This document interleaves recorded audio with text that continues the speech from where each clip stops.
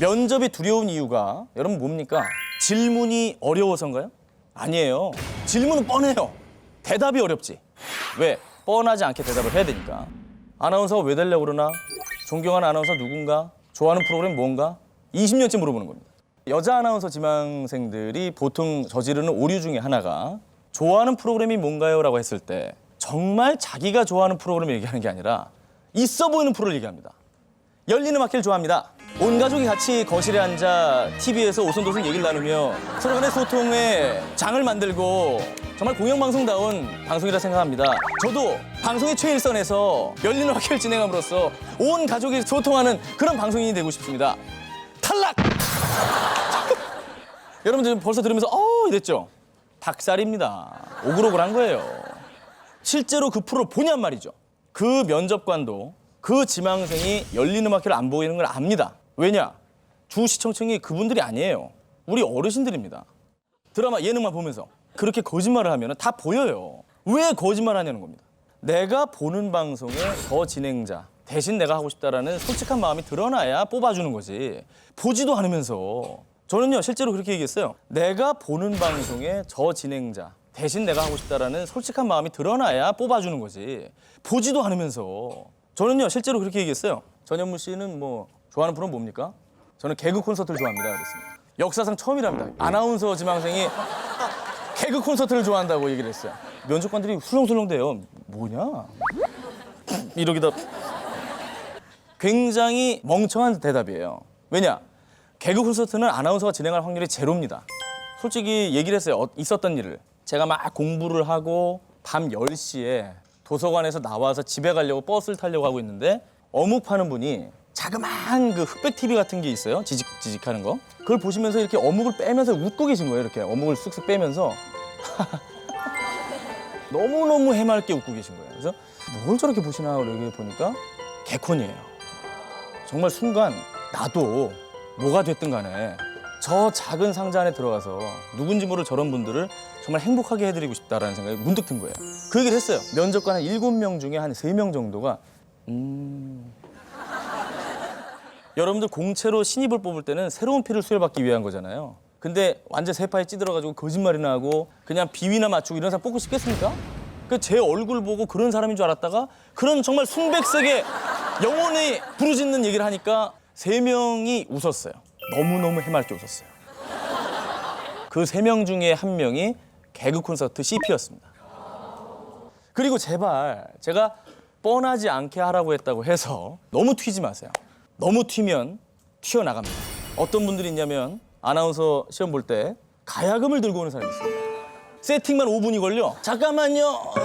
뚱뚱뚱 튜닝하고 뚱뚜둥뚱뚱뚱뚱 뚜두둥 KBS 한국방송 탈락! 여러분들이 허용할 수 있는 범위 내에서 튀라는 얘기입니다.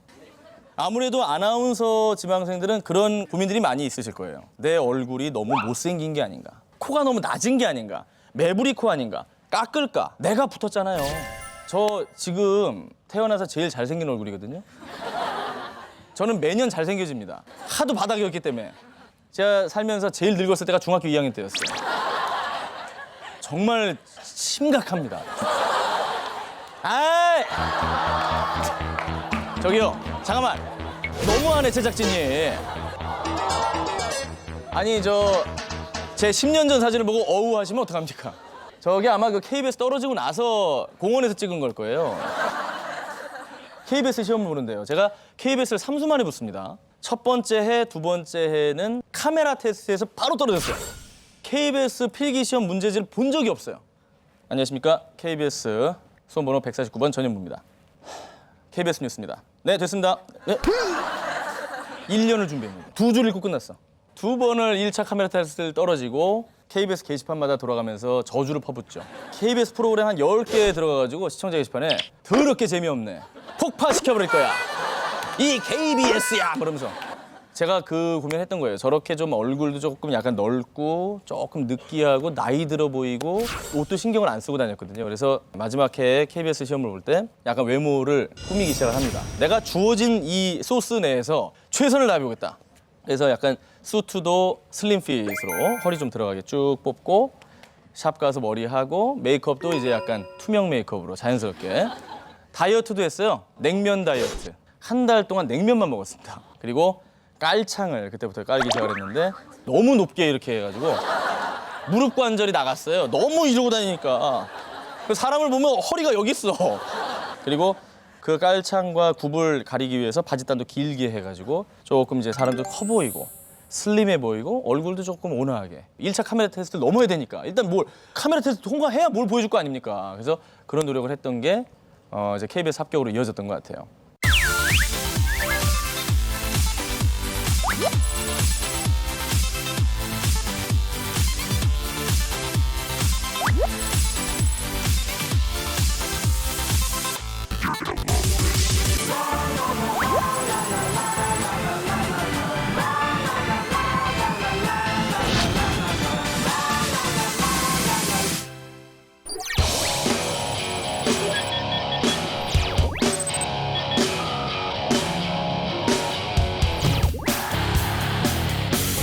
아나운서실이 발칵 뒤집혀졌는데 실장님이 부르셨어요. 약 먹었냐? 뭐 공표했습니다. 그냥 교양 프로그램 MC처럼 안 할 거다. 각오하시라고. 제 아나운서 생활 얘기를 좀 해보겠습니다. 역시 뻔하지 않았습니다. 처음에 했던 방송이 이수근 씨의 가발을 쓰고 고음 불가를 아침 방송에서 했습니다. 그거를 하고 아나운서실이 뒤집혀졌습니다. 왜냐? 전현무는 얼굴로 봤을 때는 앵커거든요. 그래서 얘는 뉴스를 시키려고 그랬거든요. 뭐 얼굴이 한 10년차 앵커같이 생겼으니까 전혀 뭐 예능 쪽으로는 생각이 없는 아이처럼 보이니까 잘못 뽑았다 논란이 일기 시작을 합니다. 아니 얘 왜 이러냐 도대체 뭐 약 먹었냐. 사실은 면접 때까지는 제 자신을 속였던 거거든요. 들어오자마자 본색을 드러내기 시작한 거죠. 저는 사실 그렇게 생각합니다. 아나운서가 올바른 말, 바른 말만 하는 사람들이라고 생각을 하는데 사실은 여러분들 오해거든요. 아나운서들 욕 엄청 잘해요. 술 엄청 많이 먹습니다. 사람입니다. 그리고 표준어도 생각보다 많이 모르는 분들도 있어요. 근데도 불구하고 그게 아닌 척 포장하는 게 요즘 세대에 안 맞다고 생각한 거예요. 인정할 거 인정하고 그리고 아나운서의 본분을 유지하면 되는 거거든요. 예를 들어서 어느 예능 프로에서 제가 게스트로 나갔는데 MC가 물어봤어요. 하마터면이 맞아요? 하마터면이 맞아요? 뭐 이 얘기 나온 거예요. 그냥 아나운서니까 나한테 물어봤죠. 제가 그랬어요. 실제로 방송 중에. 모르겠는데요? 내 이놈한테 물어보세요. 인터넷 검색 찬스 쓸까요? 뭐 별 얘기 다 했어요. MC도 놀래고 PD도 놀래고 아나운서실에는 화가 나고 넌 아나운서 대표로 나서 뭐 하는 짓이냐? 아, 나는 솔직히 몰라서 그런 건데요. 오히려 이렇게 얘기하는 게 시청자와 나의 장벽을 낮추고 아, 쟤도 모르는구나. 그러면서 이제 거기에 대해서 하마터면이 맞습니다라고 얘기하는 게 오히려 쉬운 접근법이지. 그리고 실제로 방송 나서 그 얘기했습니다. 이렇게 해야 효과적이다. 효과적이다. 효과적이다? 효과가 하나도 없을 것 같지 않아요? 뭐가 효과적이야? 효과! 효과! 뭐 이러고 다녔어요. 라디오에 효과! 뭐 이러고. 일부러. 그리고 뭐 멘탈 붕괴가 온다. 쓰면 안 되는 말입니다. 외계어고. 근데 솔직히 그냥 여러분께 여쭤볼게요. 멘탈 붕괴를 대체할 말이 뭐가 있습니까? 정신이 없다? 넋이 나갔다? 어리 빠졌다? 이상해. 그 느낌이 아니잖아요. 멘붕은. 우리의 멘붕은 그런 뜻이 아니잖아요. 그거를 표현할 말이 없어요. 그렇잖아요. 그러면 그걸 대체할 말을 만드는 게 우선이지 왜 그냥 무조건 쓰지 말라고만 하냐는 거예요. 그런 것들에 대한 고민이 많았어요. 그래도 아나운서로서 우리말 전도를 해야 된다는 사명감은 있기 때문에 이런 식으로 했죠. 편안하게 접근했어요. 임창정 씨 노래 중에 표준어가 아닌 게 있다. 두려워 겁시나. 틀렸다. 겁이 나. 어색하죠. 이렇게 어색하게 함으로써 사람들은 그게 뭐야 하면서 알게 되잖아요. 이런 식으로 접근을 하려고 했던 게 결국은 아나운서실에 이제 그 뜻이 전해지니까 처음에는 지적을 좀 많이 당했었는데 이제는 뭔 얘기를 해도 인정을 해주시는 분위기가 됐어요. 그래서 언어의 장벽은 넘어섰어요. 아나운서실하고. 근데 뒤따라 나온 게 춤 장벽이었습니다. 이거는 어떻게 해결이 안 됐어요. 제가 춤을 7년을 춰왔는데 뭐 소녀시대, 샤이니, 동방신기 이게 어디 보여줄 만한 실력을 갖추고 있는 춤이 아니기 때문에 참. 아니 제가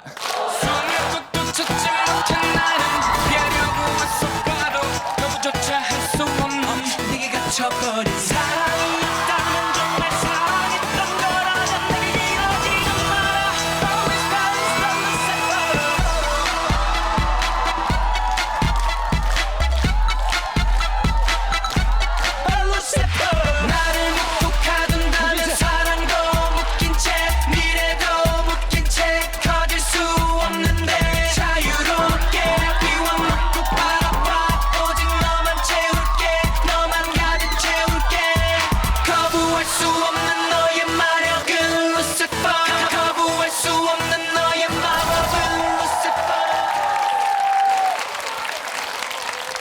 아유, 춤을 다 잊어버렸어요. 정말 이런 춤 추고 박수 받는 건 저밖에 없을 거야. 야, 이거 했다고 숨이 차다. 야, 어쨌든 이게 돈 내고 배운 춤들입니다.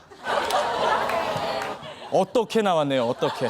춤을 춰달라고 작가가 얘기를 해가지고 예능 프로그램 섭외가 돼서 너무 설레는 마음에 집에서 영상을 보면서 했는데 이것만도 안 나왔어요. 정말 몸부림만 치고 있더라고요. 그래서 학원을 가야겠다.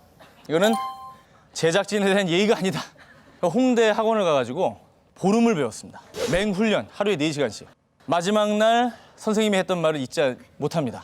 현무 씨, 돈 안 받겠습니다. 돈을 안 받을 터이니 제발 우리 학원에서 배웠다는 얘기는 하지 말아주세요. 제발 부탁드립니다. 처음에 협찬으로 하려고 그랬다가 어쨌든 그래서 춤을 췄고 루시퍼가 나올 때마다 저는 뜨끔뜨끔 놀랍니다. 어서 날 부르나 하고. 예. 정말 사실 여러분들이 좋게 봐주셔서 그렇지 춤이 아니지 않습니까? 거의 뭐 접신한 사람 같지 않아요? 이렇게 추고 나니까 아나운서실에서 발칵 뒤집힌 거예요. 실장님이 부르셨어요. 한숨을 딱 쉬시고 춤이 너무 더러운 거 아니냐. 실장님 입에서 더럽다는 얘기가 나왔습니다. 차라리 네 동기인 오정현 아나운서처럼 잘 추든가 아니면 추지 말든가. 그게 뭐냐 도대체. 너무 역정을 내시니까 눈물이 나는 거예요.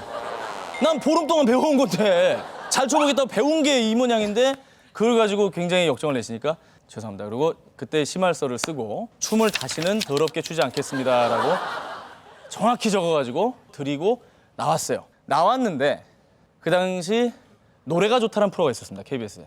전화가 왔어요. 현무 씨 나와주시면 안 돼요? 부르기를 하죠. 왜 부를까? 루시퍼 좀 쳐주세요. 저는 이제 저 춤 금지령이 내려진 상태이기 때문에 일체 춤 못 춥니다. 그럼 그냥 나와주세요. 노래만 불러주세요. 나갔어요. 노래가 좋다. 나갔는데 그 당시 MC가 남희석 씨였는데 전현무 씨 하면 루시퍼 안 볼 수 없잖아요. 갑자기 그러는 거예요. 그럼 현장에서 이렇게 방청객들 여러분들 계시고 작가분들 있고 다 한데 거기서 저는 저 춤 금지령이 내려져 노래 그냥 틀어버렸어요. 또